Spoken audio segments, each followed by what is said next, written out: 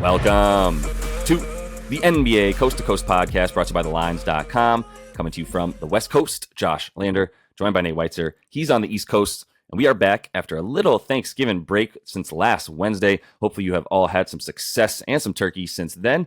We are going to be looking at 5 games here on Monday. Got some player props in this video for you. We also have our best bets up, so make sure to like and subscribe to that page and follow along each and every weekday with us. Also want you to head to thelines.com. Use the site there to get all that great written content. We have some power rankings from the boys, and we have that odds finder tool up there. You can make sure that you're getting the best juice available to you from all of these bets and player props that you are making in the NBA this season.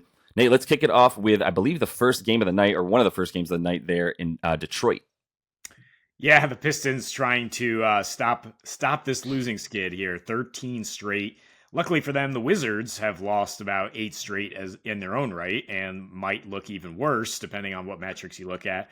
But I'll take Cade Cunningham to try to stop the buck here. I mean, he's really been playing well in his last 4 in the attempt to stop this losing streak. This is not a young man who's used to losing every game.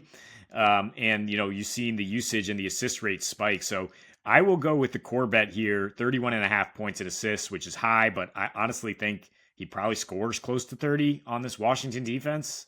And then you can put a half unit, quarter unit on the assists, which is 7.5. It's very high, but again, it's Washington. They allow the most assists per game in the league, worst defensive rating, and you get plus money if you take the 8 assists. But I think it's safer to combine the two because if he's not scoring a lot right now, he is assisting a lot. He's alternated between a 41% assist rate and then, higher scoring games, and it's averaged out to 33% usage and 32% assist rate.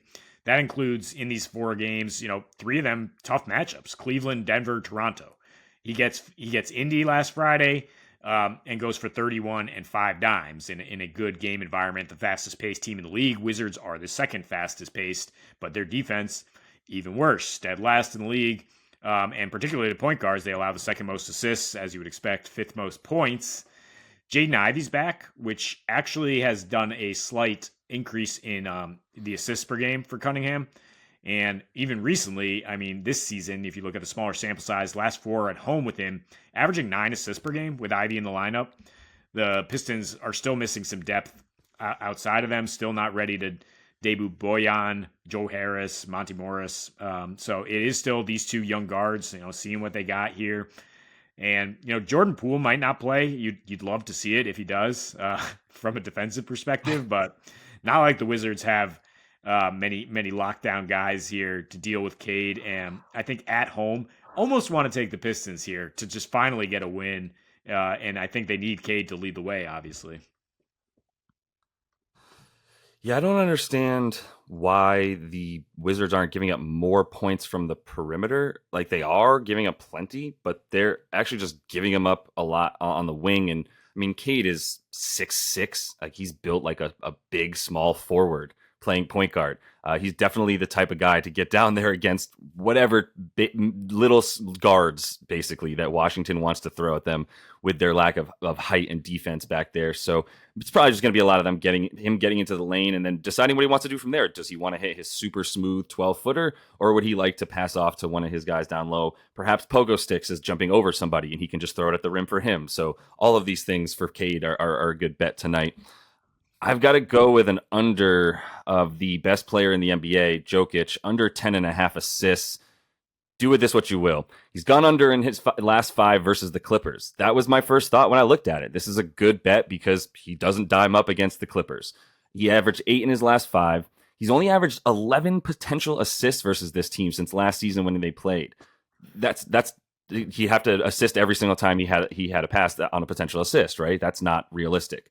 The Clippers limit teams to the 7th fewest assists per game, in part because they limit teams to the 5th worst field goal percentage per game in each game. And it's just they're playing good D, man. Tyronn Lue knows what he's doing. They've still got 2 really long, crafty wings that are starting for them. James Harden can't hurt them if he's just guarding the worst player on the other team every single time. I say that now, but it hasn't hurt them yet. And either way, Jokic is not the way that they're sort of defending James Harden's bad defense in terms of the Clippers is obviously not putting him in a position to be taking guys on one. He's essentially out there in the corner. He's not really going to be collapsing on Jokic from his like below the block lazy boy line where you just sort of hide your worst defender who can't even guard on the perimeter. So I'm not worried about that. It's the second leg of a back-to-back. And this is where I started with Joker, honestly, is wait a minute. He just played 35 minutes in a game that was played at a 105 pace versus the Spurs.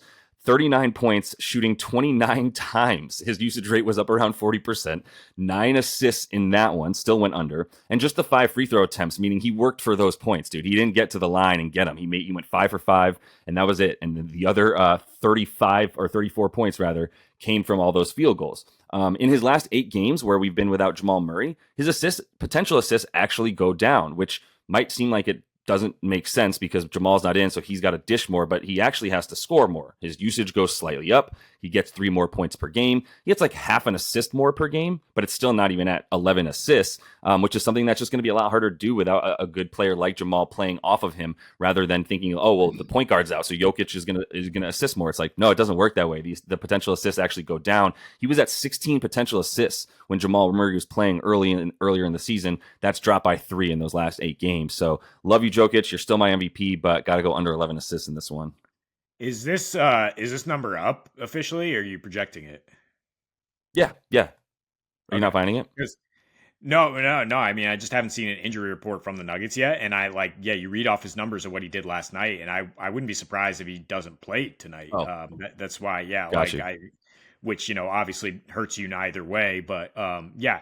I mean, Aaron Gordon didn't play Yeah. yesterday, which I would think Aaron Gordon is almost more correlated to his assists, the way he's able to get those interior assists going with AG. Right. It's starting to be more of a skeleton crew for these Nuggets, guys who don't know how to play off Jokic as well.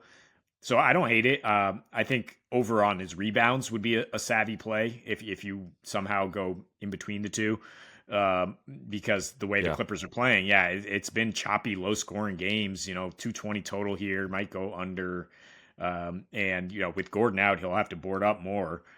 Either way, yeah, I Yeah. think it's a big balls bet, Real and I quick, will. Nate. Yeah. The Aaron Gordon news did actually impact the bet. To your point, it is at 9.5 now, and it's still juiced down to the under. It's minus 125 if you want to take under 9.5. I still feel good about that, to be honest. The under 9.5, if especially without Aaron Gordon and Jamal Murray is out. He's now like going to be day to day moving forward, but he's still out for tonight's game. Okay, so yeah, a lot to watch there. Big balls bet though, yeah, from Josh, and I will join you here with the scary one, half a unit only on Halliburton to go under 3.5 threes against the Portland Trailblazers. Gets you slightly plus money, plus 105.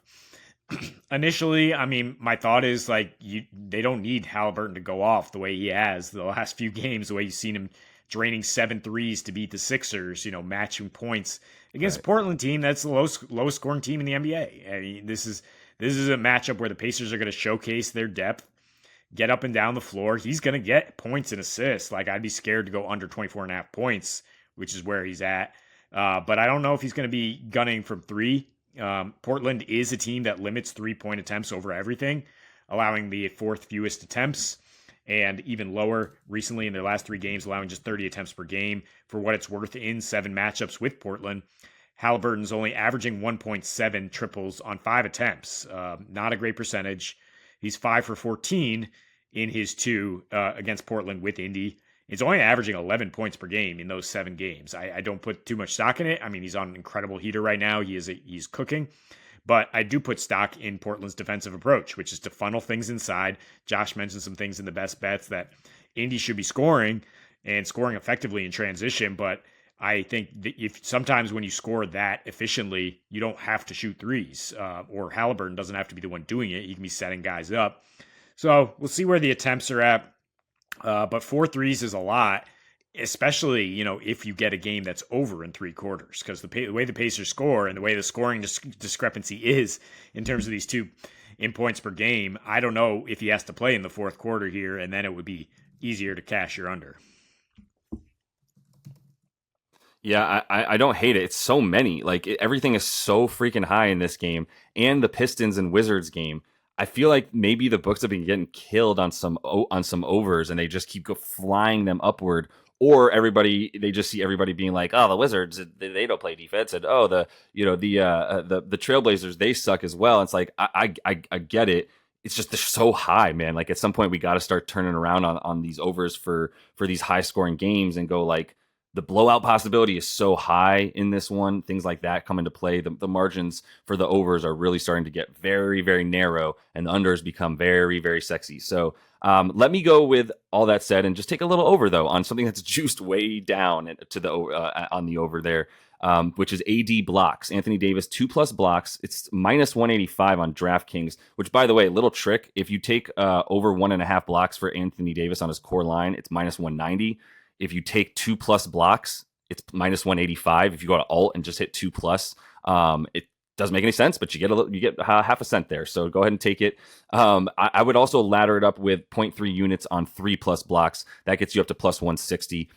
Even if that doesn't hit and the core bet hits, you're still up about 0.3 units on that one. So the last four versus Joel, this is all about Anthony Davis playing true center in the games where he's matched up with Joel Embiid, especially because there's just nobody else on this roster that you would feel comfortable even trying to stop Joel Embiid. And make no mistake, he'll have plenty of help down low. But in the last four versus Joel, he's gone over this in all four with the 2 blocks.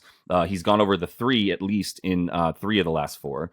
He's averaged 3.3 blocks in those games in 36 minutes. So it really comes down to a lot of AD plays big minutes to guard Joel and to at least counteract on offense as well what Joel can do around the rim, trying to pull him away from it and play more of like a mid-range game against Joel and get those baby hooks in the lane and things like that. That plus the need to guard him, which is why he's getting big minutes as well, plus Philly shooting down low. Philly is a team that will continue to attack the rim. A guard like Maxey, the only guy that really has any kind of usage rate for this team that really stays outside the paint a lot is DeAnthony Melton, who mostly does his damage from outside or when he does get out on the break with guys like Maxey. But the Maxey going to the rim, Joel Embiid, that just equals a ton of field goal attempts inside the paint and right around the rim. And that's where AD is going to have the opportunity to get blocks. That's why Philly does get blocked a decent amount and give up. They're in the bottom 10 in terms of allowing blocks to the other team because they're just going to be shooting so many shots in a blockable position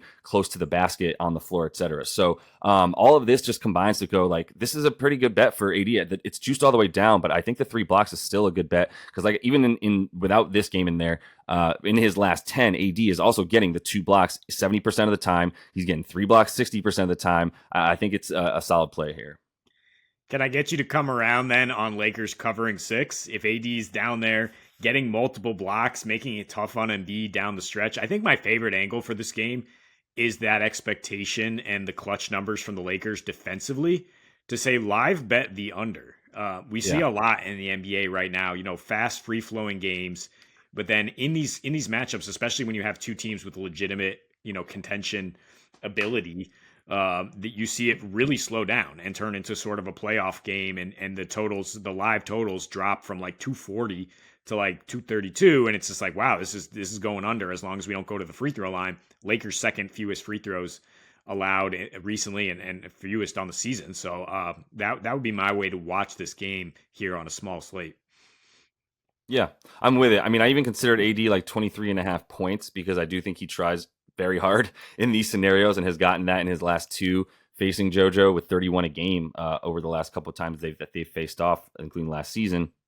It's just, man, don't you just randomly worry that AD doesn't show up? I need to get that out of the back of my head as well so I can continue to bet him in good spots like this one and not have that bias from the past. But that is all the time we have for you guys in this one. Continue to follow along. Check out the best bets. We are still up, 28.5 units? I'm sorry, 30.55 units on the season here, rolling along into the month of November as it comes to a close. But check out the best bets we have. And until we see you next, aka tomorrow, happy betting.